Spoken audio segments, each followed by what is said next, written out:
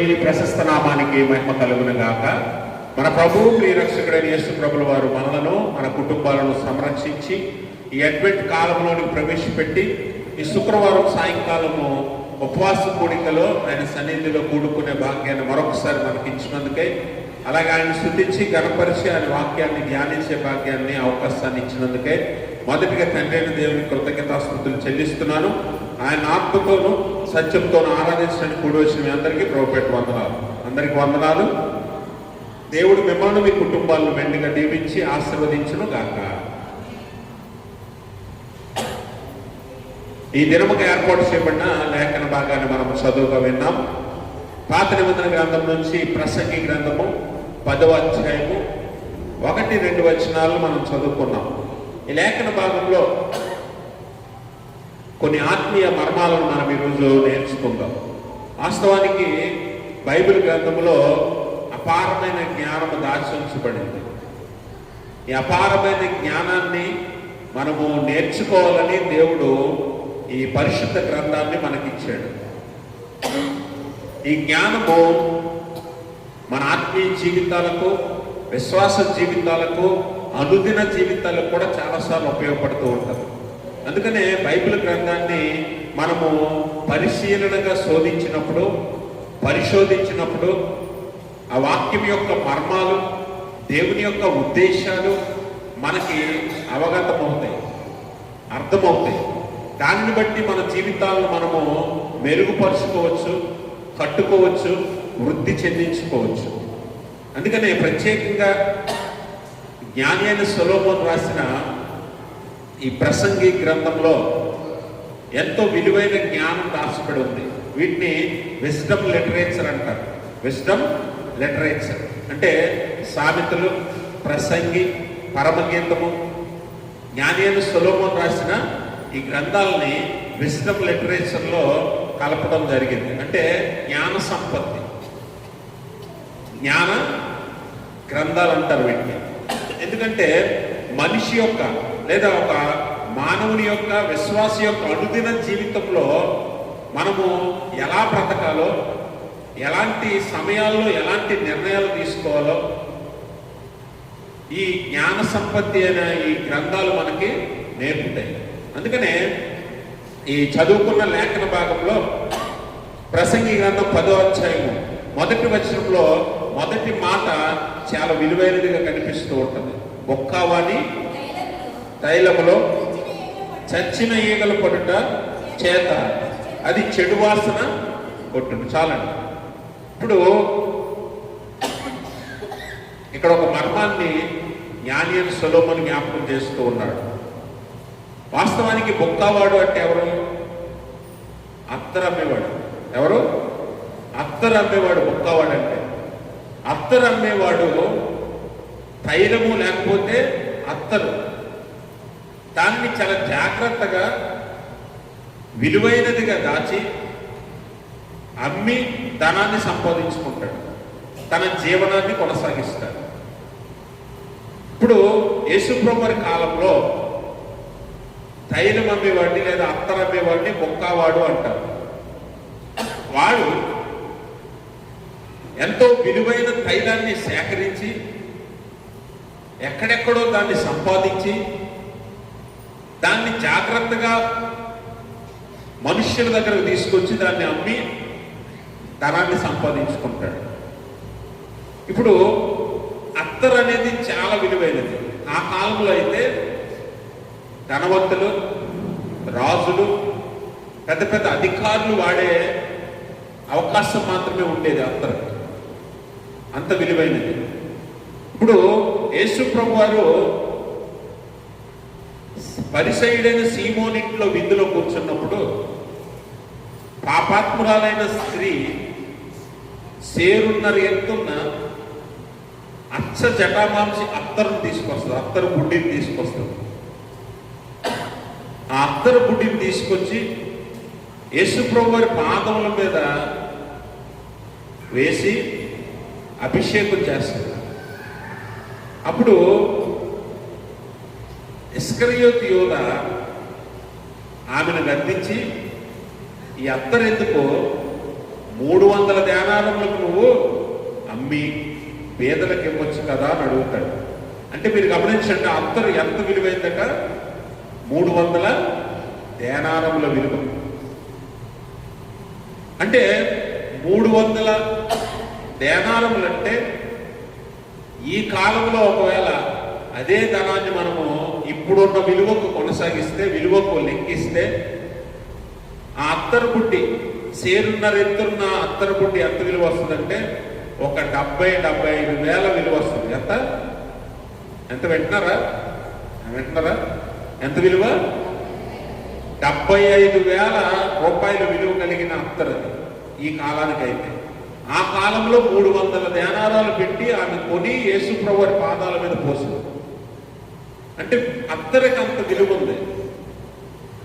అలాంటి అత్తరు విలువ కలిగినది, అలాగే పరిమళ వాసన కలిగినది, సుగంధ ద్రవ్యం. దాన్ని ధనవంతులైనటువంటి వారు, గొప్ప గొప్ప వారు కొనుక్కోవడానికి ఇష్టపడతారు. అలాంటి అత్తరు, అలాంటి పరిమళ తైలం దేనివల్ల పాడైపోతుందంటే, ఒక ఈగ అందులో పడి చచ్చిపోవటం వల్ల ఏమవుతుందట? అది చెడు వాసన కొడుతుంది. ఏ వాసన? చెడు వాసన వస్తుందట. అంటే మీరు గమనించాలి, అత్తరికి ఉండే వాసన ఏంటి? సువాసన, పరిమళ వాసన. ఆ వాసన పోయి చెడు వాసన కొట్టులాగున ఆ చచ్చిన ఈగ చేస్తుందట, అందులో పడిన ఈగ. కాబట్టి ముక్కావాని తైలములో చచ్చిన ఈగ పడటం వలన ఆ తైలం యొక్క విలువ పోతుంది, సువాసన పోతుంది. దాన్ని ఎవరూ కూడా అంగీకరించరు. అంగీకరిస్తారా? పాడైపోయిన తైలాన్ని ఎవరైనా కొంటారా? పాడైపోయిన అంతర్ని ఎవరైనా కొనుక్కుంటాడా? దాని విలువ ఉండదు, సువాసన ఉండదు, దాన్ని ఎవరు కూడా అంగీకరించరు. ఇప్పుడు ఇందులో ఉన్న ఆత్మీయ మర్మాన్ని మనం గమనిస్తే, దేవుడు మనల్ని తన రక్తమిచ్చి విలువ పెట్టి కొన్నాడు. విలువ పెట్టి కొన్నాడు. విలువ పెట్టి కొనడమే కాదు కానీ మనల్ని దేవునికి పరిమళ వాసనగా చేశాడు. ఎఫెసీ పత్రిక 5వ అధ్యాయము 2వ వచనం చదువుదాం.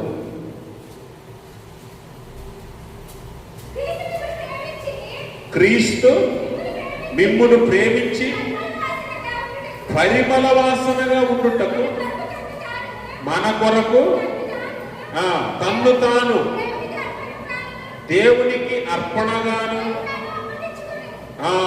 తన్ను తాను అర్పణముగాను, బలిగాను. గమనించండి, యేసుప్రభు వారు ఏం చేశాడట? మనము దేవునికి ఎలా ఉండాలి? పరిమళ వాసనగా ఉండాలి. ఇప్పుడు అత్తరు నీకు మంచి వాసన వస్తేనే ఎంత డబ్బు ఇచ్చైనా కొంటావా? చెడు వాసన వచ్చిందనుకోండి, కొనడానికి నువ్వు అంగీకారం తెలపవు. అందుకని మన జీవితాలు కంపు కొట్టే జీవితాలుగా ఉన్నప్పుడు, పాపంలో నిండిపోయిన జీవితాలుగా ఉన్నప్పుడు యేసుప్రభు వారు ఏం చేశాడంటే, మనల్ని ప్రేమించి మన జీవితాలు దేవునికి పరిమళ వాసనగా ఉంటున్నట్లు ఆయన ఏం చేశాడంటే తన్ను తానే అర్పణగా, బలిగా అర్పించుకున్నాడు. ఇప్పుడు మన జీవితాలు ఏమయ్యాక? అర్పణగా, పరిమళ వాసనగా మారాయి, విలువైన జీవితాలుగా మారాయి. ఎందుకంటే ఆయన విలువ పెట్టి కొన్నాడు మనల్ని విలువ పెట్టుకొని పరిమళ వాసనగా మార్చాడు. ఇప్పుడు అత్తరు బుడ్డిలా ఉన్న నీ జీవితం, అత్తరు సీసాలా ఉన్న జీవితం, నీకు పరిమళ వాసన ఉంది, విలువ ఉంది. ఇలాంటి నీ జీవితంలో చచ్చిన ఈగ పడితే, అంటే ఇహలోక సంబంధమైన క్రియలేవైనా, నిర్జీవ క్రియలేవైనా నీ జీవితంలోనికి వస్తే అవి చచ్చిన ఈగలతో సమానం.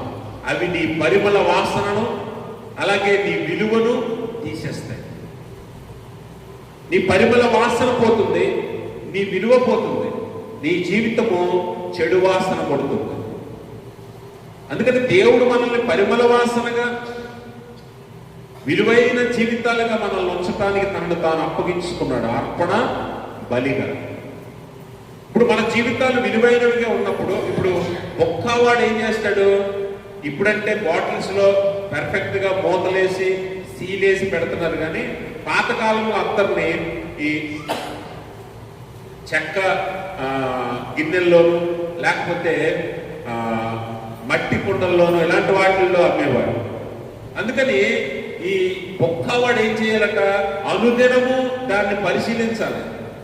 ఆ తైలము దాంట్లో ధూళి పడిందా, దుమ్ము పడిందా, పురుగులు పడ్డాయా, ఈగలు పడ్డాయా, అవన్నీ పరిశీలించి ఒక్కవాడు ఏం చేస్తాడంటే ఎప్పటికప్పుడు దాన్ని వడకడతాడు. వడకట్టి చచ్చిన లేకపోతే పడిపోయిన పురుగుల్ని, దుమ్ముని, ధూళిని, ఈగలను అన్నింటినీ తీసేసి మళ్ళీ దాన్ని శుద్ధి చేస్తాడు తైలాన్ని. ఒకవేళ ఒక్కవాడు దాన్ని పట్టించుకోలేదు అనుకోండి, ఈగ చచ్చిపోయి అందులో పడుతుందా? పడి చచ్చిపోద్దా? ఏమండి? చచ్చిన ఈగ అందులో పడుతుందా దాంట్లోకి వెళ్ళి? లేకపోతే పడిపోయాక చనిపోద్దా? మీరు ఎప్పుడైనా చూడండి, మీరు మంచినీళ్ళు తాగుతారు, లేకపోతే టీ తాగుతారు, కాఫీ తాగుతారు. తాగినప్పుడు పొరపాటున ఒక చీమ అందులో పడింది అనుకోండి, ఏం చేస్తారు? చీమ బతికే ఉందనుకోండి, లేకపోతే ఒక ఈగ పడింది, ఈగ బతికే ఉందనుకోండి, బతికున్నప్పుడు ఆ ఈగను తీసి పక్కన పెడితే టీ పాడవదు, మంచినీళ్ళు పాడవు. అవుతాయా? ఎప్పుడు పాడవుతుందో తెలుసు? అది ఆ పడిన ఈగను నువ్వు తీయటం మర్చిపోతే, ఆ పడిన పురుగుని నువ్వు తీయటం మర్చిపోతే, అది అందులో పడి చచ్చిపోయిన తర్వాత అప్పుడు వాసన వస్తుంది. అప్పుడే కదా వాసన వస్తుంది. ఇప్పుడు బొక్కవాడు అందులో పడి ఈగలు తీయలేదు అనుకోండి, అవి చచ్చిపోతాయి. చచ్చిపోయిన తర్వాత ఆ అత్తరు కూడా చెడు వాసన వస్తుంది. అందుకని గమనించాలి. ఇప్పుడు నీ విశ్వాస జీవితంలో దేవుడు నీ జీవితాన్ని ఎలా మార్చాడంటే ఒక విలువైన అత్తర బుడ్డిలా మార్చాడు.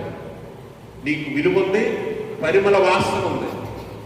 ఇప్పుడు నీలోకి ఇహలోక సంబంధమైన నిర్జీవ క్రియలు ఏవైనా సరే, పాపక్రియలు ఏవైనా సరే, ఇహలోక సంబంధమైన లక్షణాలు ఏవైనా సరే నీలోకి వచ్చాక అప్పుడు నీ జీవితం ఎలా మారుతుందంటే చచ్చిన ఈగలు పడిన తైలము వలె మారుతుంది.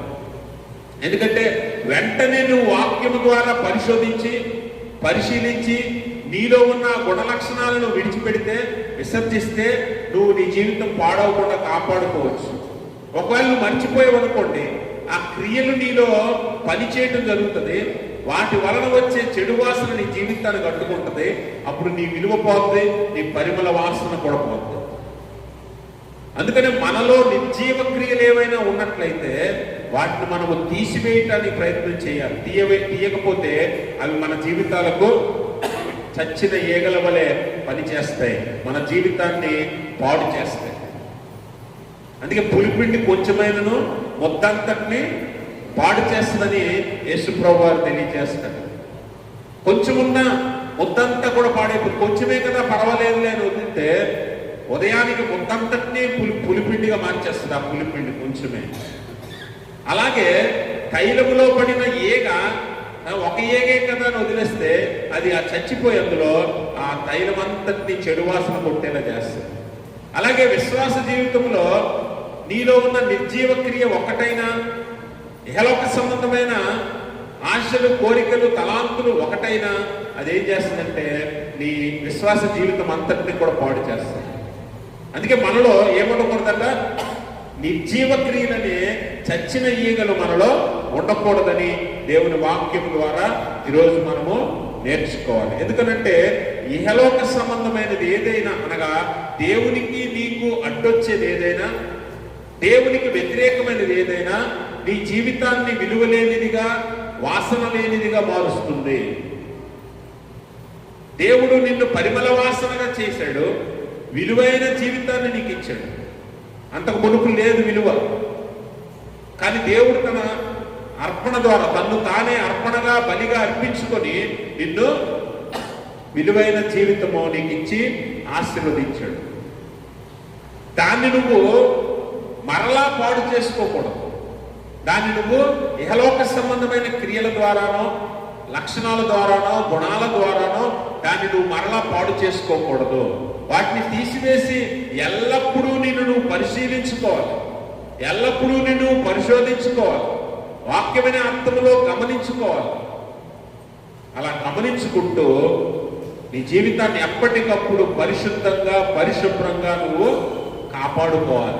తైలము పరిశుద్ధంగా ఫ్రెష్గా ఉన్నంత వరకు దాని విలువ దాందే, దాని పరిమళ వాసన దాందే, దాని విలువ ఎప్పటికీ తగ్గదు. తగ్గుతుందా? తగ్గదు. ఎప్పుడైతే అది వాసన కొట్టడం మొదలవుతుందో, ఎప్పుడైతే అది పాడైపోవడం మొదలవుతుందో, దాని విలువ అంతకంతకు తగ్గిపోయి చివరికి ఏ విలువ లేనిదిగా మిగిలిపోతుంది. ఎవరు దాన్ని అంగీకరించిన దానిగా మిగిలిపోతుంది. విశ్వాస జీవితం కూడా అంతే. దేవుని దృష్టికి నువ్వు విలువైన వాడిగా, విలువైన దానిగా ఉన్నంత వరకు, దేవునికి నువ్వు పరిమళ వాసనగా ఉన్నంత వరకు నీ విలువ ఎప్పటికీ తగ్గదు. కానీ ఎప్పుడైతే నువ్వు ఇహలోక సంబంధమైన గుణాలను కలిగి ఉంటావో, వాటిని తీయకుండా, నీ జీవితంలో నుంచి తీయకుండా, వడకట్టకుండా నీ జీవితాన్ని ఉంచుకుంటావో, కొంతకాలానికి నీ జీవితము నెమ్మదిగా పాడైపోవడం జరుగుతుంది. చివరికి విడవబడేలా ఉంటుంది నీ జీవితం. పాడైపోయిన అత్తన్ని ఎవడో కొననట్టే పాడైపోయిన నీ విశ్వాస జీవితాన్ని, పరిమళ వాసన పోగొట్టుకుని చెడు వాసన కొట్టే నీ జీవితాన్ని దేవుడు ఎప్పటికీ అంగీకరించారు. అందుకే యేసుప్రభువు ఏమంటాడంటే, మీరు సున్నము కొట్టిన సమాధులు. సున్నము కొట్టిన సమాధులు పైకి చాలా అందంగా కనిపించవచ్చు, కానీ లోపల అవి బహు భయంకరమైన కంపు కొడతాయి. అవునా? సమాధుల్లో ఉన్నంత వరకు దాని చుట్టూ మనం ఎన్నైనా చేస్తాం. కొవ్వొత్తులు వెలిగిస్తాం, దండలు వేస్తాం, పువ్వులు జల్లుతాం, అలాగే తినే ఆహార పదార్థాలన్నీ పెడతాం. ఒకవేళ అది తెరిచి ఉన్నట్లయితే దాని దగ్గర ఉండడానికి కూడా మనం అంగీకరించాం. అది మన ప్రియులు అవ్వచ్చు, మన కుటుంబ సభ్యులు అవ్వచ్చు, మనకు బాగా కావలసిన వారు అవ్వచ్చు, మనం ఎంతో ప్రేమించిన వారు అవ్వచ్చు. కానీ తెరిచిన సమాధి అయితే దాని దగ్గరికి కూడా వెళ్ళం. మనం వెళ్తావా? అలాగే ఉంటుంది విశ్వాస జీవితం అని యేసుప్రభువు అంటాడు. కనుక మనము అటువంటి చచ్చిన ఈగలు పడిన తైలమోలే మన జీవితాలు ఉండకూడదట. అలా ఉండకూడదనంటే ఎప్పటికప్పుడు మనల్ని మనం వడకట్టుకోవాలి. వాక్యంలో ఎప్పటికప్పుడు మనల్ని మనం పరిశోధించుకోవాలి, సరిచేసుకోవాలి, సరిదిద్దుకోవాలి. అలా సరిదిద్దుకొని పరిమళ వాసనను, విలువను పోగొట్టుకోకుండా మన జీవితాన్ని కాపాడుకోవాలి.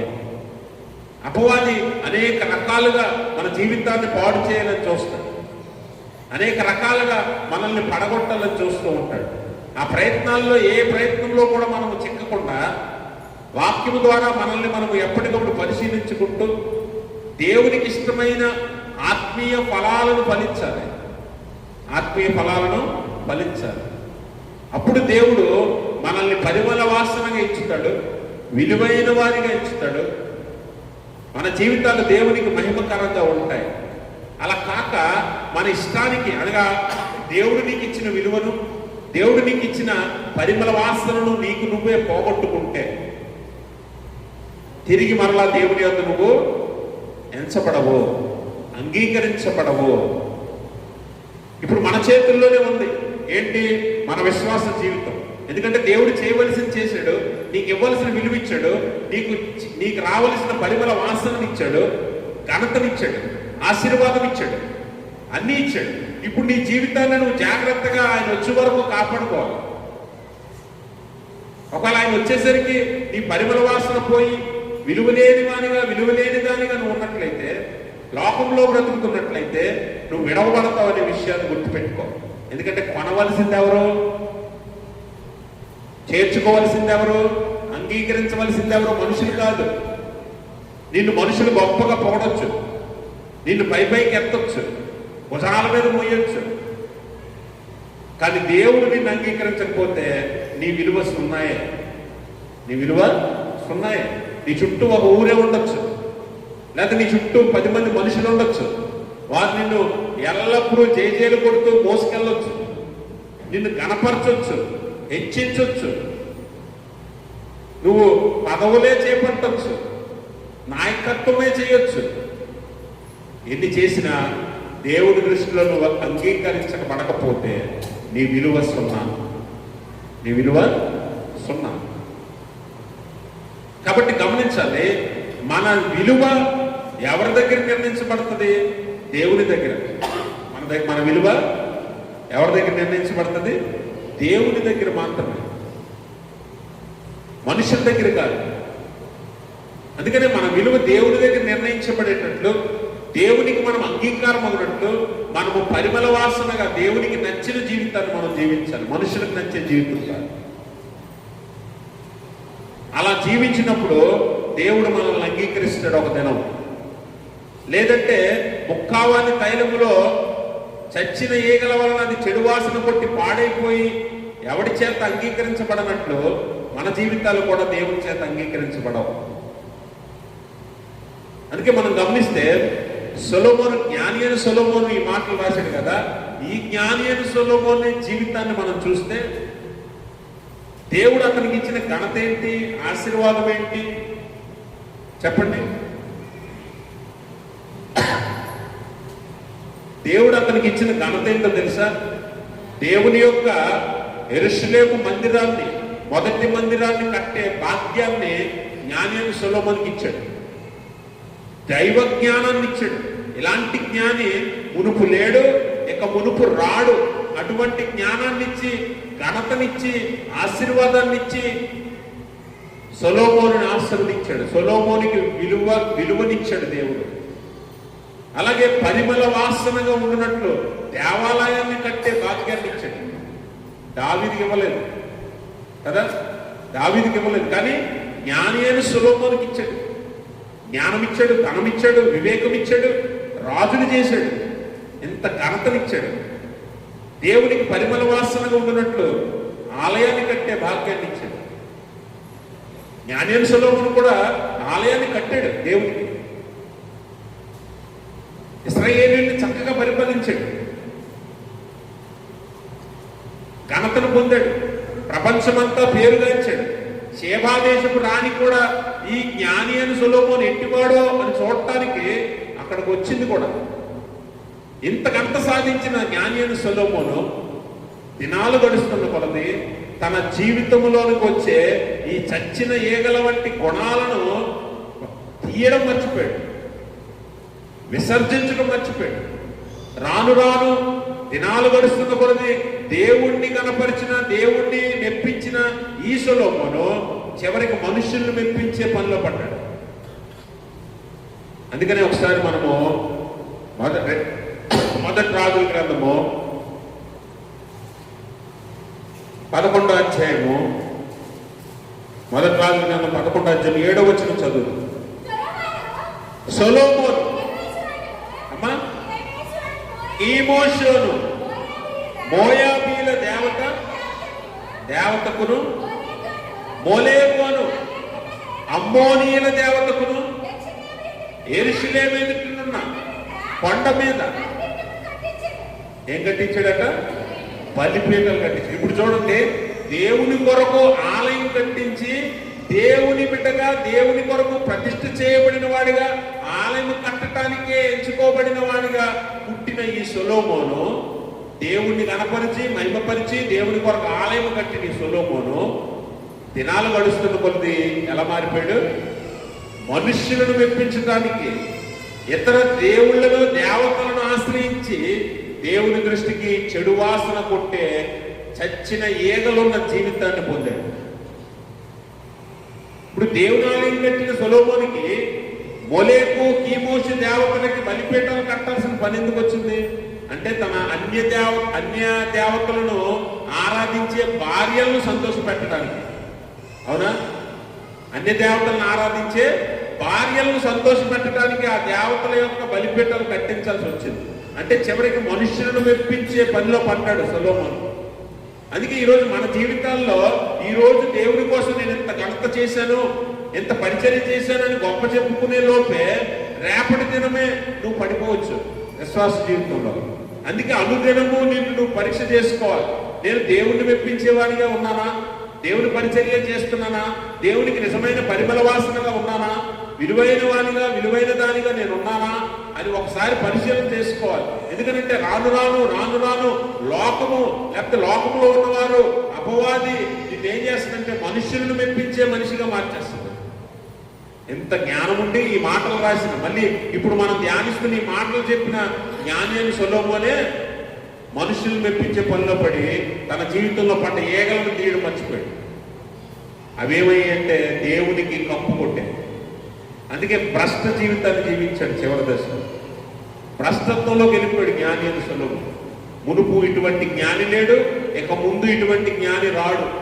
అలాంటి జ్ఞాని అని సొలొమోను ఏమైపోయాడు? దేవుని దృష్టికి చచ్చిన ఈగలు పడిన తైలంలో మారిపోయాడు. తన పరిమళ వాసన కోల్పోయాడు. తన విలువ దేవుని ఎదుట కోల్పోయాడు.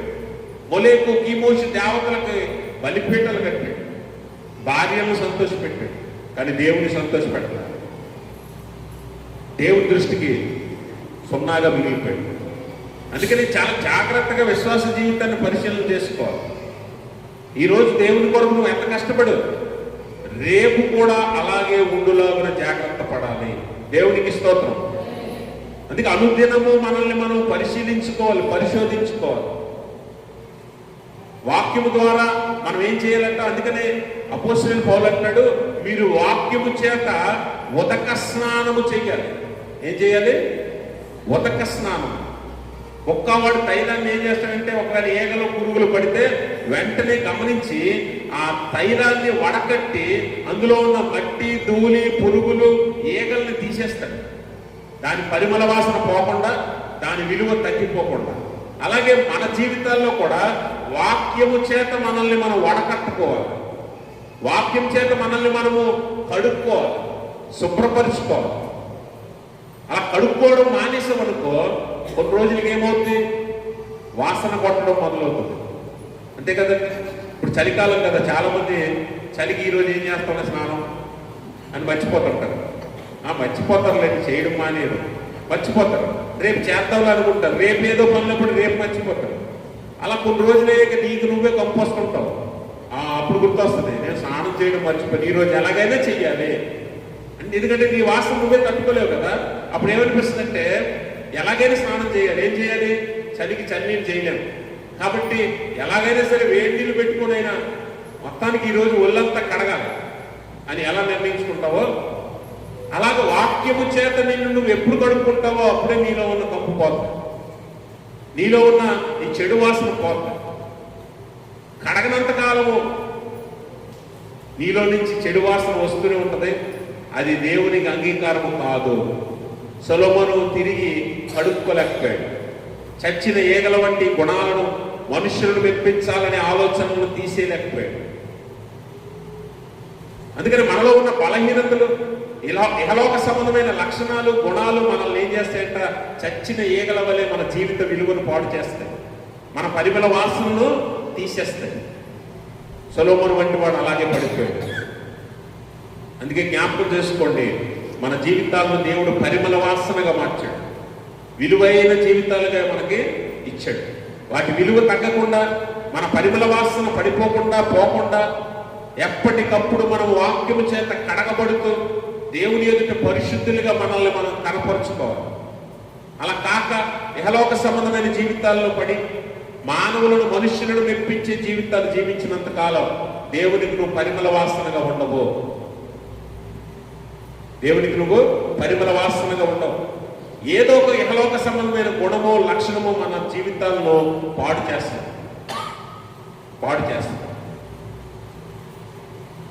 అందుకని ఇహలోక సంబంధమైన అవయవాలు అనగా గుణ లక్షణాలు, వీటన్నిటిని విసర్జించి దేవునికి ఇష్టమైన ఆత్మఫలాలు మీరు ఫలించాలి. గలతీ పత్రిక 5:22 చెప్పినట్లుగా ఆత్మఫలాలు ఏమనగా, ఆత్మఫలం ఏదనగా ప్రేమ, సంతోషము, సమాధానము, దీర్ఘశాంతము, దయాళుత్వము, మంచితనము, విశ్వాసము, సాత్వికము, ఆశా నిగ్రహం. ఇవి నువ్వు ఫలించవలసిన ఫలాలు. ఇవి దేవునికి ఇష్టమైన పరిమళ వాసన. ఇవి నీలో ఉండేలాగా నువ్వు చూసుకోవాలి. లోక సంబంధమైన గుణాలు ఉంటే వాటిని తీసివేసి నీలో ఈ ఫలాలు ఫలించలాగిన వాక్యం చేత ఎప్పటికప్పుడు నువ్వు కడుక్కోవాలి. అప్పుడు దేవునికి నువ్వు విలువైన వాడిగా, విలువైన వాడిగా ఉంటావు. లేదంటే విలువ పోయినా తైలము వలె, పరిమళ వాసన పోయినా తైలము వలె, చెడు వాసన కొట్టే తైలము వలె నువ్వు మిగిలిపోతావు. అలాగే రెండో విషయాన్ని మనం గమనిస్తే, మన జీవితాల్లో ఉండే ఈ గుణ లక్షణాల వలనే మనం పడిపోతూ ఉంటాం. ఉదాహరణకి ఏసావుని మనం చూస్తాం. ఏసావు ఎవరు? ఇస్సాకు కవల కుమారుల్లో పెద్దవాడు, మొదటివాడు. అవునా? పెద్దవాడు, మొదటివాడు. ఇప్పుడు ఇస్సాకుకి పుట్టిన ఈ ఏసావు, యాకోబులు ఇద్దరు కవలైనప్పటికీ దేవుడు ఏసావుకి ఇచ్చిన ఘనత ఏంటో తెలుసా? జ్యేష్ఠుడు. ఏ ఘనత ఇచ్చాడు? జ్యేష్ఠుడు, పెద్ద కుమారుడు. పెద్ద కుమారుడు జ్యేష్ఠత్వం పొందుకొని దేవుని వలన ఆశీర్వదించబడ్డాడు. ఇద్దరు ఆశీర్వదించబడ్డారు. దేవుడు ఇద్దరిని ఇస్సాకు ద్వారా ఆశీర్వదించాడు. కానీ జ్యేష్ఠత్వానికి ఉండే విలువ వేరు. దేవుడు ఆ జ్యేష్ఠత్వం అనే పరిమళ వాసనను ఏసావుకి ఇచ్చాడు. ఏసావుకి ఇస్తే ఏసావు ఏం చేశాడట? తనలో ఉండే బలహీనత, తనలో ఉండే ఒక శారీరక బలహీనత వలన తన జ్యేష్ఠత్వ హక్కును అమ్మేసుకున్నాడు. ఎబ్రీ పత్రిక 12వ అధ్యాయము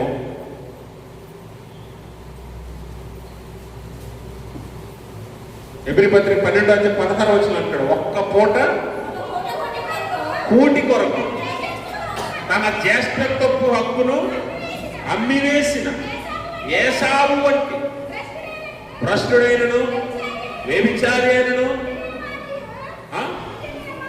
మీలో ఉండునేమో అని జాగ్రత్తగా చూసుకోండి. అంటే మీరు గమనించాలి, ఇక్కడ ఏసావు బలహీనత ఏంటో తెలుసా? తిండి కోసం దేవుడిచ్చిన ఆశీర్వాదాన్ని అమ్మేసుకున్నాడు. తిండి కోసం దేవుడిచ్చిన ఆశీర్వాదాన్ని అమ్మేసుకున్నాడు. ఈరోజు మనం కూడా చాలాసార్లు దేవుని ఆశీర్వాదాలను పక్కన పెట్టి ఇహలోక సంబంధమైన విషయాల మీద దృష్టి పెట్టి దేవుని ఆశీర్వాదాలను పోగొట్టుకుంటాం. మనం ఈ క్రిస్మస్ కాలంలో దేవుని ఆరాధనలు పక్కన పెట్టి అనవసరమైన విషయాల్లో పాలుపొమ్ములు పొందుతుంటాం. అవునా? మనకు అవే కావాలి. వాటి కోసం ఎంత సమయమైనా వెచ్చిస్తాం, ఎంత ధనమైనా వెచ్చిస్తాం. కానీ దేవునిని మహిమపరచటానికి, ఆరాధించటానికి మాత్రం వెనకాడుతుంటాం. ఏసావు లాంటి గుణాలు. ఏసావు దేవుడిచ్చే ఆశీర్వాదం పక్కన పెట్టేసి ఒక పూట కూటి కొరకు తన జ్యేష్ఠత్వ హక్కు, జ్యేష్ఠత్వాన్ని ఎవరిచ్చారు? ఏసావుకి దేవుడిచ్చాడు. అలాంటి జ్యేష్ఠత్వ హక్కుని, ఆశీర్వాదాన్ని ఈ ఏసావు ఒక పూట కూటి కొరకు అమ్మేసుకున్నాడు. అమ్మేసుకొని దేవుని దృష్టికి ఏమైపోయాడు? భ్రష్టుడైపోయాడు, వ్యభిచారి అయిపోయాడు. మనం కూడా అంతే. దేవుడు మనకిచ్చిన విలువైన సమయాన్ని, అవకాశాన్ని, ఆశీర్వాదాన్ని దేవుని కోసం కాక ఇతర లోకపరమైన విషయాల కోసం ఖర్చు చేస్తూ ఉంటాం. ఆదివారం ఆరాధన ఉంటుందని అందరికీ తెలుసు. ఆదివారం ఆరాధన సమయం ఏంటో అందరికీ తెలుసు. కానీ ఇహలోక సంబంధమైన పనులే కొన్నిసార్లు మనకి ఎక్కువ అవుతుంటాయి. అందుకని ఆలయాన్ని కూడా మర్చిపోతుంటాం, ఆరాధనని కూడా వదిలేస్తూ ఉంటాం, ప్రార్థన కూడా మర్చిపోతూ ఉంటాం, దేవుని సన్నిధికి రావడం కూడా మర్చిపోతాం. కానీ లోక సంబంధమైన పనులు మనకు చాలా విలువైనవిగా ఎంచుతాం. గమనించండి, అలాంటి వారే ఏసావు వంటి భ్రష్టులు, ఏసావు వంటి వ్యభిచారులు అన్న విషయాన్ని గుర్తుపెట్టుకోండి. దేవుడు నీకు ఇచ్చిన ఆధిక్యత, దేవుడు నీకు ఇచ్చిన అవకాశం, ఈరోజు నీకు అత్యంత అందుబాటులో దేవుని సన్నిధి ఉంది, అన్ని అవకాశాలు ఉన్నాయి, అన్ని సౌకర్యాలు ఆలయంలో ఉన్నాయి. దేవుని సన్నిధిలో కూర్చొని వాక్యం వినడానికి నీకు చాలా ఇబ్బంది. ఒక 20-30 సంవత్సరాలు వెనక్కి వెళ్తే క్రైస్తవులైనటువంటి వారి కుటుంబాలు, లేకపోతే క్రైస్తవులు ఆలయానికి వెళ్ళాలంటే ఎంతో దూరం ప్రయాణం చేయాల్సిన అవసరం ఉండేది. ఆలయానికి వెళ్ళడానికి, ఆరాధనలో కూర్చోడానికి ఎంతో ప్రయాసపడాల్సిన అవసరం ఉండేది. ఈరోజు అలా లేదు. ఆలయంలో చాలా వృద్ధి చెందే, అయినా కూడా నువ్వు ఆలయానికి రాలేని పరిస్థితిలో నువ్వు ఉంటున్నావు. గమనించండి, లోకపరమైన ఒక కోరిక కొరకు, లోకపరమైన ఒక లక్షణం కొరకు, నీలో ఉన్న బలహీనత కొరకు దేవుడిచ్చిన ఆశీర్వాదాలను నువ్వు తాకట్టు పెట్టుకుంటున్నావు. కింద చదవండి, 12వ అధ్యాయం 17వ వచనంలో. ఏసావు ఆ తర్వాత ఆశీర్వాదం పొందగోరి కన్నీళ్లు విడుచుచు దానికోసము శ్రద్ధగా వెతికినను మారు మనసు పొందని అవకాశము దొరకక విసర్జింపబడినని చివరికి విడువబడ్డాడు. ఎందుకంటే దేవుని దృష్టికి పరిమళ వాసన లేదు, దేవుడిచ్చిన ఆశీర్వాదము లేదు, విలువ లేదు. అందుకనే విసర్జించబడ్డాడు ఏసావు అని లేఖనం చెప్తుంది. విడువబడ్డాడు, జ్యేష్ఠుడిగా పుట్టాడు, దీవించబడ్డాడు. కానీ తన ఆశీర్వాదాన్ని కూటి కొరకు అమ్మేసుకున్నాడు. లోక సంబంధమైన గుణాలు నీలో ఉండుంటే తిండిపోతులు పరలోకంలోకి వెళ్ళరు అని దేవుడు వాక్యం చెప్తుంది. అంటే దేని మీద అయితే నువ్వు దృష్టి పెడతావో యహలోక సంబంధమైన విషయాల్లో, వాటి వలన నీ ఆశీర్వాదాలు పోగొట్టుకుంటున్నావు అన్న సంగతి నువ్వు మర్చిపోతున్నావు. దేవుడు నీకు ఇచ్చిన ఘనతను పోగొట్టుకుంటున్నావు అని మర్చిపోతున్నావు. సొలొమోను తన ఘనతను మర్చిపోయి ఏ చేతులతో అయితే దేవుడికి విలువైన పరిశుద్ధ ఆలయం కట్టాడో ఆ చేతులతోనే బలిపీఠాలు నిలబెట్టాడు. మర్చిపోయాడు. ఏసావు తన జ్యేష్ఠత్వపు ఆశీర్వాదాన్ని మర్చిపోయి ఒక్క పూట కూటి కొరకు దాన్ని అమ్మేసుకున్నాడు. ఈరోజు నువ్వు కూడా లోక సంబంధమైన విషయాల కొరకు, లోక సంబంధమైన విషయాల్లో నీ కోరికలు బలహీనతలను బట్టి కోరికలు తీర్చుకోవడం కోసమో దేవుని ఆశీర్వాదాన్ని పోగొట్టుకుంటున్నావు. తర్వాత వెతికినను అది దొరకదు. కన్నీరు విడిచినను, పశ్చాత్తాపడినను, ప్రయాసపడినను ఆశీర్వాదము నీకు దొరకక నువ్వు విడవబడతావు అన్న సంగతి నువ్వు గుర్తుపెట్టుకో. దేవుడు నీకు ఇచ్చాడు విలువ, దేవుడు నీకు ఇచ్చాడు పరిమళ వాసన, దేవుడు నీకు ఇచ్చాడు ఘనత, దేవుడు నీకు ఇచ్చాడు ఆశీర్వాదం. వీటిని జ్ఞాపకం పెట్టుకొని నీ విలువ తగ్గకుండా జాగ్రత్తగా చూసుకున్నంత వరకు దేవునికి నువ్వు ఎంచబడిన దానివే, ఎంచబడిన వాడవే, ఎన్నిక కాబడిన వారమే. మనం ఎప్పుడైతే లోక సంబంధమైన విషయాల కొరకు, మనలో ఉన్న బలహీనతల కొరకు మనము దేవుడిచ్చే ఆశీర్వాదాలను అమ్మేసుకుంటామో, తాకట్టు పెడతామో, అప్పుడు మన విలువ పడిపోయినట్టే. దేవునికి మనము అంగీకారము కాము. దేవుని సమయాన్ని దొంగిలించకూడదు, దేవుని ఆరాధన ఆలయాన్ని మర్చిపోకూడదు, దేవునికి కృతజ్ఞతలు చెప్పడం మర్చిపోకూడదు, దేవునికి చెందవలసినవి దేవునికి ఇవ్వటం మర్చిపోకూడదు. ఈ ఏవి నువ్వు మర్చిపోయినా దేవుని దృష్టికి నువ్వు నీ విలువను పోగొట్టుకున్నట్టే. గమనించండి. అలాగే మనం గమనించినట్లయితే కయీను మనం చూస్తాం. కయీను ఎలాంటి వాడు? కయీను ఎవరు? కయీను ఆదాము అవ్వల మొట్టమొదటి, అంటే భూమి మీద ఎలాంటి ఘనత వచ్చిందంటే కయీనికి స్త్రీ పురుషుల కలయిక వలన భూమి మీద పుట్టిన మొట్టమొదటి మనుష్యుడు. ఎంతకంటే ఘనత ఉంటుందా? ఆదామవ్వలు దేవుడు సృష్టించాడు, వారి పట్ల దేవుడు సృష్టించి వారి ఇరువురిని జత చేశాడు, భార్యాభర్తలుగా కలిపాడు. వారిరువురు శారీరకంగా కలిస్తే భూమి మీద జన్మించిన, అనగా శిశు ప్రసూతి ద్వారా భూమి మీద పుట్టిన మొట్టమొదటి వ్యక్తి కయీను. పైగా జ్యేష్ఠత్వం కలిగి ఉన్నాడు. పెద్ద కొడుకు కదా, జ్యేష్ఠత్వం కూడా ఉంది. భూమి మీద మొట్టమొదటి జన్మించిన మనుషుడు. ఇంత ఘనతను దేవుడిచ్చి కయీను ఆశీర్వదించాడు. కయీను ఆశీర్వాదము, కయీనుకి దేవుడిచ్చిన విలువను ఏది పోగొట్టిందంటే తన తర్వాత పుట్టిన తమ్ముడి మీద అసూయ, ద్వేషం. ఈ రెండింటి వల్ల తన జీవిత విలువను పోగొట్టేసుకున్నాడు, తన పరిమళ వాసనను పోగొట్టేసుకున్నాడు, దేవుని చేత విడవబడ్డాడు. ఈరోజు మన జీవితాల్లో కూడా చాలాసార్లు దేవుడు మనల్ని ఎందుకు ఆశీర్వదించడు, దేవుడు మనల్ని ఎందుకు విడిచిపెడతాడు అని అనుకుంటే మనలో ఉన్న గుణ లక్షణాలే అడ్డొస్తాయి దేవునికి. ఎక్కువ మందిలో ఈ అసూయ, ద్వేషం మనకి చాలా ఎక్కువ ఉంటుంది. దేవుడు నీకు ఇప్పుడు కయీనుకి దేవుడిచ్చిన ఆశీర్వాదాన్ని మర్చిపోయి తన తమ్ముడి యొక్క ఆశీర్వాదాలను చూసి అసూయ, ద్వేషంతో రగిలిపోయాడు. అవునా కాదా? అసూయ, ద్వేషంతో రగిలిపోయాడు. ఇప్పుడు మనం కూడా అంతే. దేవుడు మనకిచ్చిన దానితో తృప్తి పడక పక్కవాడికి దేవుడిచ్చిన దాన్ని చూసుకొని పోల్చుకొని వాడు నాకంటే వృద్ధిలోకి వెళ్ళిపోతున్నాడు, వాడిని దేవుడు ఇంకా ఆశీర్వదిస్తున్నాడు, వాడు ఇంకా ఘనతను పొందుకుంటున్నాడు అని వాడిని చూసి అసూయ ద్వేషంతో మనం కుమిలిపోతాం. అసూయ ద్వేషం అనే చచ్చిన ఈగల్ని మనలో చేర్చుకుంటాం.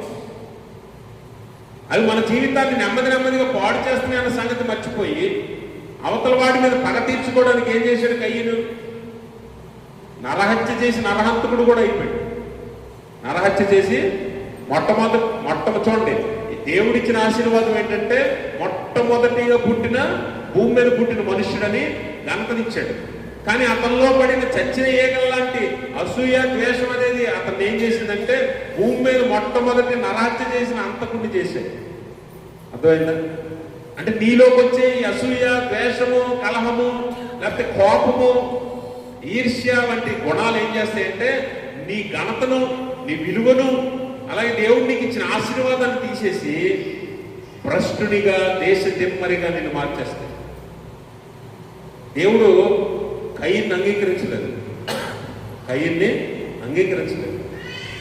ఇప్పుడు గమనించండి, నీలో ఉన్న అసూయ ద్వేషం నీ అన్నదమ్ముడు అవ్వచ్చు, అక్క చెల్లి అవ్వచ్చు, నీ కుటుంబ సభ్యులు, బంధువులు అవ్వచ్చు, నీ ఇరుగు పొరుగు వారు అవ్వచ్చు, ఎవరి మీదైనా నీకు ద్వేషం ఉందా, అసూయ ఉందా, ఈర్ష్య ఉందా, పగ ఉందా, ఇవే నీ జీవితంలో పడిన చచ్చిన ఈగలు. ఇవి తీయనంత వరకు నీ బతుకు మారదు. నీ పక్కవాడు ఆశీర్వదించబడతాడు, వాడి ఆశీర్వాదం చూసి నువ్వు కుమిలిపోవాలి తప్ప నీలో పడి చచ్చిన ఈగలు తీయకపోతే నీ జీవితం భ్రష్టత్వమే, నీ జీవితం కంపు కొడుతుంది తప్ప, చెడు వాసన తప్ప ఏమీ మిగలదు అందులో. ఎవడు పండు అలాంటి అందరు.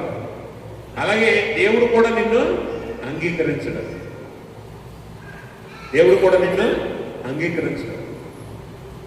కాబట్టి గమనించండి, పొరుగు వారి మీద, మన రక్త సంబంధుల మీద, మన బంధువుల మీద, స్నేహితుల మీద అసూయ, ద్వేషము, ఈర్ష్య పెంచుకుంటే మనకే నష్టం. ఎందుకంటే మన జీవితాన్ని అవి పాడు చేస్తాయి. అందుకని ఒక ఆయన అంటాడు, no one can destroy iron but its own rust can అంటాడు. అంటే ఇనుముని ఎప్పుడు పాడు చేయాల్సిన పని ఉండదట. ఇనుముకు పట్టిన తుప్పే ఇనుమును పాడు చేస్తుంది. బయట నుంచి వచ్చి ఎవడు దాన్ని పాడు చేయలేడు. దానికి పట్టిన తుప్పే దాన్ని పాడు చేస్తుంది ఎప్పటికైనా. అలాగే మనిషిని ఎవడు పాడు చేయడు. మనకు పట్టిన ఈ గుణాలు, అసూయ, ద్వేషము, ఈర్ష్య, కోపము, కలహము, విభేదాలు పుట్టించడము, లేని వార్తలు పుట్టించడము, కలహాలు రేపటము, ఒకరి మీద ఒకరు పొండెములు చెప్పటము, ఈ గుణాలు ఉంటాయే మనలో, ఇవే మనల్ని పాడు చేస్తాయి. ఎవరు నిన్ను పాడు చేయడం అవసరం లేదు. ఎందుకంటే ఎవరైనా నిన్ను పాడు చేయడానికి వస్తే ఒప్పుకొని అంగీకరించేంత తెలివి తక్కువ వాడివి, తెలివి తక్కువ దాన్ని నువ్వు కాదు. కానీ నీలో ఉన్న ఈ గుణాలే నిన్ను పాడు చేస్తున్నాయని తెలుసుకోలేనటువంటి మూర్ఖులు మీరు అని వాక్యం మనకి జ్ఞాపకం చేస్తుంది. కాబట్టి గమనించండి, మనలో ఉన్న ఈ గుణాలే మనల్ని పాడు చేస్తాయి. లేని వార్త పుట్టించకూడదని వాక్యం చెప్తుంది. మనం ఎవరి మీద ఏం పుట్టిద్దామని ఎప్పుడు చూస్తుంటాం కదా. ఎవరి మీద ఏ వార్త పుట్టిద్దామని ఎప్పుడు ఎదురు చూస్తుంటాం. మనం కొండెములు చెప్పొద్దు, అబద్ధ సాక్ష్యం చెప్పొద్దు అని వాక్యం చెప్తే మనం ఊరందరి మీద ఏదో ఒకటి చెప్తూనే ఉంటాం. అలాగే మనము కలహాలు రేపొద్దు అంటే కలహాలు పుడితేనే మనకు సంతోషం. కొంతమందికి ఎలా ఉంటుందంటే ఎవరైనా ఇక్కడ గొడవాడుకుంటే కానీ వాళ్ళకి దినం గడవదు. నిజమే, ఇలాంటి మనస్తత్వాలు ఉన్న వాళ్ళు ఉన్నారు తెలుసా. ఎవరైనా గొడవాడుకుంటే కానీ వాళ్ళకి అమ్మయ్య ఈ రోజుకి చాలు ఇది అనిపిస్తుంది. నిజమే, నవ్వుతారేంటి? నిజమైతే వాళ్ళు ప్రశాంతంగా వెళ్తే ఊరుకోరు, ఉండలేరు. వాళ్ళు ప్రశాంతంగా ఉంటే ఉండలేరు. ఇద్దరు గొడవాడేసుకోవాలి, లేకపోతే ఇద్దరు కొట్టేసుకోవాలి, లేకపోతే తిట్టేసుకోవాలి. ఏదో కలహం పుట్టాలి, ఏదో గొడవ జరిగితే కానీ, వాళ్ళ చెవుల్లో గొడవ వినిపిస్తే కానీ, ఆ చెవుల్లో పడితే కానీ ప్రశాంతత ఉండదు కొంతమందికి. ఏ గొడవ జరగలేదనుకోండి, వాళ్ళని గిల్లి రచ్చగొట్టి గొడవాడి పక్కన కూర్చొని చూస్తుంటారు వాళ్ళు ఎలా గొడవాడుకుంటున్నారు. అలాంటి మనుషులు ఉన్నారు చాలామంది, విశ్వాసంలో కూడా ఉన్నారు చాలామంది. అందుకే గమనించండి, కొండెములు చెప్పటం, అబద్ధ సాక్ష్యం చెప్పటం, కలహాలు రేపటం, అలాగనే అసూయ, ద్వేషం, ఈర్ష్య, పగ, కోపం ఇవన్నీ మనల్నే పాడు చేస్తే అన్న సంగతి మనకు తెలియదు. కాబట్టి అవి మన జీవితానికి చచ్చిన ఈగల వంటివి. మనలో అవి పడకుండా చూసుకోవాలి. అవి మనలో పడ్డాయంటే వెంటనే తీసి పడేయాలి. ఈగ తైలంలో పడగానే బతికొండగానే తీసి పడేస్తే ఆ తైలం పాడవు. అలాగే మనలో కూడా అవి పడ్డాయని తెలియగానే తీసి పడేయాలి. పడేస్తే మన జీవితం పాడవకుండా ఉంటుంది, దేవునికి పరిమళ వాసనగా ఉంటుంది. ఇస్కరియోతు యోధ యేసు ప్రభువారితో ఉన్నాడు, యేసు ప్రభువారితోనే తిరిగాడు, యేసు ప్రభువారి ప్రతి పరిచర్యలో పాలుపంపులు పొందాడు, ఆయనతో తిన్నాడు, ఆయనతో ఉన్నాడు, ఆయనతో ప్రయాణం చేశాడు. ఎంత గొప్ప జీవితాన్ని జీవించిన ఇస్కరియోతు యోధ, అపోస్తలుల్లో ఒకడైన ఇస్కరియోతు యోధ ధనాపేక్ష చేత యేసు ప్రభువారిని అమ్మేసుకున్నాడు. ధనాపేక్ష చేత దేవుణ్ణి అమ్మేసుకున్నాడు. తన జీవితాన్ని చెడు వాసన కొట్టేది, కంపు కొట్టే తన జీవితాన్ని తానే పాడు చేసుకున్నాడు చేతులారా. అందుకని గమనించాలి, మనం దేవునితో ఉన్నామా, దేవునితో ప్రయాణం కొనసాగిస్తున్నామా, నిజంగా దేవునికి మనం విలువైన వారమా, దేవునికి మనం పరిమళ వాసనగా ఉన్నామా, దేవునికి మనం ఘనతను తెస్తున్నామా, దేవునికి మనం మహిమను తెస్తున్నామా అని ఎప్పటికప్పుడు మనం పరిశీలించుకోవాలి. మీరు ఇస్కరియోతు యోధ 12 మందిలో ఉన్నాడు, అపోస్తలుల్లో ఉన్నాడు, యేసుప్రభువారు ఎక్కడుంటే అక్కడ ఉన్నాడు, యేసుప్రభువారు ఎక్కడికి వెళ్తే అక్కడికి వెళ్ళాడు, యేసుప్రభువారు ఎక్కడ తింటే అక్కడ తిన్నాడు. యేసుప్రభువారి జీవితంలో ఆ 3.5 సంవత్సరాల పరిచర్యలో ఇస్కరియోతు యోధ కూడా ఉన్నాడు, కానీ ఏ పరిచర్యలో కూడా పాలుపంపులు పొందాలంటే, ఎందుకంటే ఇస్కరియోతు యోధ పలానా పని చేశాడని, పరిచర్యలో పాలుపంపులు పొందాడని ఏ రోజు ఏ సువార్తలో కూడా ఎక్కడ చెప్పలా. కేవలం ఉన్నారంతే. ఈరోజు చాలా మంది సంఘంలో ఉన్నారంతే, పరిచర్యలు పాలుపంపులు పొందరు, ప్రార్థనలు చేయరు, లేకపోతే ఇంకా దేనికి కూడా ముందుకు రాని వారు చాలా మంది ఉన్నారు. మీరు ఇస్కరియోతు యోధ వంటి వారే. ఒక దినం అవసరమైతే మీరు కూడా మీ దేవుడిని అమ్మేసుకోవడానికి సిద్ధంగా ఉన్నారు. అది మీకు తెలియదు. ఇప్పుడు బాగానే ఉంటుంది, మనం బాగానే విశ్వాసంలో వెళ్తున్నాం అనుకుంటున్నారు మీరు. నువ్వు పాలుపంపులు పొందాలి దేవుడితో పాటు. పరిచర్యలో నీ చేతులు ఉండాలి, నీ హస్తము కూడా అందులో ఉండాలి. అది గుర్తుపెట్టుకోండి. అది ఏ రకంగానైనా నీ చెయ్యి అందులో ఉండాలి. ఇస్కరియోతు యోధ ఎప్పుడూ పరిచర్యలో చేయి పెట్టలేదు, కానీ డబ్బు సంచిలో మాత్రం పెట్టాడు చెయ్యి. ఎందులో పెట్టాడు? డబ్బు సంచిలో పెట్టాడు. అంటే తన బలహీనత ఏంటి? ధనాపేక్ష. ధనాపేక్ష సమస్త కీడులకు మూలం. తన జీవితానికి కీడు తెచ్చిపెట్టింది ఆ ధనాపేక్ష. పరిచర్యలో చేపెట్టుంటే డబ్బు సంచిలో పెట్టుండేవాడు కాదు. డబ్బు సంచిలో పెట్టాడు కాబట్టి పరిచర్యలో చేపెట్టలేకపోయాడు. చాలా మందికి ధనాపేక్ష చాలా ఎక్కువ ఉంటుంది. ఎవరు కనిపించరు, కానీ అందరిలోనూ ధనాపేక్ష ఉంటుంది. అవసరానికి సరిపడ ఉండొచ్చు ధనం, కానీ ధనాపేక్ష అనగా ధనాన్నే ప్రేమించి ధనమే సంపాదించాలని జీవితం అంతా ప్రయాసపడే వారి జీవితాల్లో ఇదిగో ఇలాంటి కీడుల్లో పడతాయి.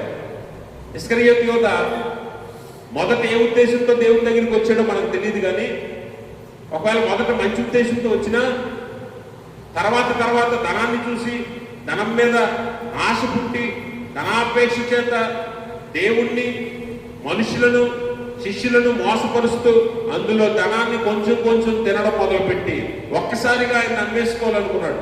అధిక ధనము సంపాదించాలని ఆశ, ధనాపేక్ష, దురాశ. అందుకని దేవుని వాక్యం అంటది, దురాశ గర్భము ధరించి పాపము కనగా పాపము పరిపక్వమై మరణానికి అన్నది. ఇస్కరియోతు యోధ జీవితంలో అక్షరాల నిజమైపోయింది. దురాశ వల్ల డబ్బు సంపాదిద్దామని ఆశ చేత ఏం చేశాడు? పాపం చేశాడు. ఏంట పాపం? యేసుప్రభువుని అమ్మేశాడు 30 వెండి నాణ్యాలు. అమ్మేగానే దానివల్ల వచ్చే పాపం పరిపక్వమై ఏం కన్నదట? మరణాన్ని కన్నది. ఆ మరణాన్ని వెంటనే అనుభవించాడు. గమనించండి, ధనాపేక్ష సమస్త కీడులకు మూలము. నీకు అవసరమైన దేవుడు ఇస్తాడు. ఆకాశ పక్షులను చూడండి, అవి విత్తవో కోయవో పొట్టలో కూర్చుకోను, వాటిని మీ పరలోకపు తండ్రి పోషించుతున్నాడు కాడా. మీరు అనేకమైన పిచ్చుకల కంటే శ్రేష్ఠులు. మీ అవసరతల అక్కర్లు దేవుడు ఎరిగే ఉన్నాడు కనుక మీకు ఏది ఎప్పుడు అవసరమో దాన్ని సమకూర్చే దేవుడు. అది మర్చిపోయి మన ప్రయాస కోసం దేవుడిని పక్కన పెట్టి మనం ఈ లోకంలో ప్రయాసపడుతూ అనవసరమైన వాటిల్లో మన హస్తాలు పెడుతూ పరిచర్యలకు దూరంగా ఉండి పరిచర్యలో చేతులు వేయమంటే ఎవడు వేయడు. కానీ లోక సంబంధమైన విషయాల్లో అందరూ చేతులు వేస్తారు. గమనించండి, ఏం పోగొట్టుకుంటున్నావు తెలుసా? దేవుణ్ణి పోగొట్టుకుంటున్నావు, దేవుణ్ణి నమ్ముకుంటున్నావు. దేవుణ్ణి నమ్ముకుంటున్నావు, భయంకరమైన కీడు నీకు ఎదురొస్తుంది. ఇస్కరియోతు యోధ ఊహించడంలా 30 వెండి నాణాలు అమ్మేసుకుంటే గొప్పగా సంతోషించవచ్చు అనుకున్నాడు. కానీ క్షణాల్లో అత్యంత వేగంగా కీడు మరణ రూపంలో వచ్చేసింది ఇస్కరియోతు యోధకు. తనకి తానే ఉరిపెట్టుకొని చచ్చిపోయేంత భయంకరమైన పరిస్థితి కీడు. అలాంటి దీనస్థితికి వెళ్ళిపోయాడు. ఎందుకంటే విడవబడిపోయాడు. దేవుడు వదిలేశాడు, మనుషులు వదిలేశారు. చూసారు, తిరిగి ఆ 30 వెండి నాణాలు ఇచ్చేసి ఆ మతాధికారులతో అన్నాడు, యేసుప్రభు వారిని విడిచిపెట్టండి, నేను నిరపరాధిని అప్పగించాను అంటే వారు లెక్క చేయలేరు. వాళ్ళు వదిలేశారు. ఈ ధనంతో నువ్వేం చేసుకుంటా చేసుకొని విసిరి కొట్టారు. మనుషులు వదిలేశారు, దేవుడు వదిలేశాడు. ఏం చేయాలో తెలియక తనకు తానే తన మరణాన్ని కొని తెచ్చుకున్నాడు. గమనించండి, ఈరోజు ధనం మీద ఆశతో, ధనాపేక్షతో నీ దేవుణ్ణి నువ్వే అమ్మేసుకుంటున్నావేమో, జాగ్రత్తగా చూసుకో. పైకి ఇస్కరియోతు యోధ భక్తిపరుల్లాగా, శిష్యుల్లాగా దేవుణ్ణి ప్రేమించేవాళ్ళలాగా నటించాడు. నువ్వు కూడా అలాగే నటిస్తున్నావు కదా. ఆలయానికి వచ్చి భక్తుల్లాగా, విశ్వాసులాగా నటిస్తున్నావేమో. సమయానికి దేవుడు దేవుడు కోరినప్పుడు నువ్వు దేవుని పరిచర్యలో చేతులు వేయకుండా ఇహలోక సంబంధమైన విషయాల్లో చేతులు వేసి దేవుణ్ణి నమ్ముకుంటున్నావేమో. గుర్తుంచుకో, జాగ్రత్త పడు. అందుకనే మన జీవితాలు దేవునికి ఎలా ఉండాలట? పరిమళ వాసనగా ఉండాలి, విలువైనవిగా ఉండాలి, దేవుడు మెచ్చేవిగా ఉండాలి. ఆయన వచ్చినప్పుడు ఆయనతో పాటు తీసుకెళ్లేవిగా మన జీవితాలు ఉండాలి. విడిచిపెట్టేవిగా ఉండకూడదు, విసర్జించేవిగా ఉండకూడదు. ఏసావు విడవబడ్డాడు, జ్ఞాని అయిన సొలొమోను విడవబడ్డాడు, కయీను విడవబడ్డాడు, ఇస్కరియోతు యోధ విడవబడ్డాడు. ఎందుకంటే వారు ఇహలోక సంబంధమైన గుణాలతో చచ్చిన ఈగల వంటి, తైలము వంటి జీవితాలు వారు జీవించారు, విలువలేని జీవితాలు జీవించారు. అందుకని గమనించండి ప్రభుత్వం, ప్రియమైన స్నేహితులారా, ఈ రాత్రి దేవుడు మిమ్మల్ని అడుగుతున్న ప్రశ్న ఏంటో తెలుసా? నేను మీకు ఇచ్చిన పరిమళ తైలము, పరిమళ వాసన మీ దగ్గర ఉందా? నేను మిమ్మల్ని విలువ పెట్టుకున్న నా విలువ మీ దగ్గర ఉందా? ఆ విలువ కలిగిన జీవితాన్ని మీరు జీవిస్తున్నారా? పరిమళ వాసన కలిగిన జీవితాలు మీరు జీవిస్తున్నారా? అలా జీవించకపోతే ఇప్పుడే మిమ్మల్ని మీరు వాక్యము చేత ఉదక స్నానము చేసి క్రీస్తు రక్తములో మిమ్మల్ని మీరు కడుక్కొని పరిశుద్ధులుగా చేసుకోండి. ఒకవేళ చేయకపోతే ఇస్కరియోతు యోధ దేవుడు విడిచిపెట్టేశాడు, కయీను దేవుడు విడిచిపెట్టేశాడు, సొలొమోనుని దేవుడు విడిచిపెట్టాడు, ఏసావుని దేవుడు విడిచిపెట్టాడు. వీరు మొదట దేవుని చేత ఆశీర్వదించబడిన వారే, దేవుడి చేత విలువ ఇవ్వబడిన వారే. ఏమంటే ఇస్కరియోతు యోధకి ట్రెజరర్ పదవి ఇస్తారా? ఇస్కరియోతు యోధ ఏ పని చేశాడు? యేసుప్రభు వారి శిష్యులందరిలో డబ్బు సంచి పట్టుకుని తిరిగాడు. అంటే ట్రెజరర్, ఒక విధంగా చెప్పాలంటే కోశాధికారి. దేవుడు ఆ విలువ ఘనత ఇచ్చాడు. ఆ ఘనత ఇచ్చినందుకు ఏం చేశాడు? అందులోనే చేతులు పెట్టాడు. దేవుణ్ణి మోసం చేద్దామని చూశాడు, దేవుణ్ణి అన్వేషించుకుందామని చూశాడు. అందరికీ దేవుడు విలువించాడు, అందరికీ ఆశీర్వాదం ఇచ్చాడు. నీ ఆశీర్వాదం, నీ విలువను గుర్తు చేసుకొని దేవునికి నువ్వు మళ్ళా ఘనతను తెచ్చేలాగా, దేవునికి పరిమళ వాసనగా నువ్వు జీవించినప్పుడు దేవుడిని అంత ఆనందిస్తాడు. లేదా విసర్జించబడతావు, విడవబడతావు, భ్రష్టత్వంలోకి వెళ్ళిపోతావు, చివరికి కీడు అనుభవించాల్సి ఉంటుంది. దేవుని చేత దేవుడే నరకంలో నిన్ను తోసివేయలాగా నీ జీవితాన్ని నువ్వు మార్చుకుంటావు. అందుకనే చచ్చిన ఈగల వంటి నిర్జీవ క్రియలు, ఎహలోక సంబంధమైన క్రియలు, ఎహలోక సంబంధమైన బలహీనతలు, ఎహలోక సంబంధమైన కోరికలు నీలో ఏవైనా ఉంటే ఇప్పుడే పరిశీలన చేసుకో. ఇప్పుడే పరీక్షించుకో. వెంటనే వాక్యం చేత వాటిని తీసివేయి. నీ జీవితాన్ని పరిశుద్ధంగా మార్చుకో. ఆ జీవితాన్ని దేవునికి మహిమకరంగా మార్చు. అప్పుడు దేవుడు వచ్చినప్పుడు నేను ఆనందిస్తాడు. ఆయనతో పాటు నిన్ను వెంట పెట్టుకొని తీసుకెళ్తాడు. అటువంటి స్థితి దేవుడు తన పరిశుద్ధ ఆత్మ ద్వారా మనందరికీ దయచేయను గాక. ఆమేన్. సమస్త జ్ఞానం ఇచ్చిన దేవుని సమాధానం యేసుక్రీస్తు వల్ల మీ హృదయంలో మీ తలంపులకు కావలి ఉండును గాక.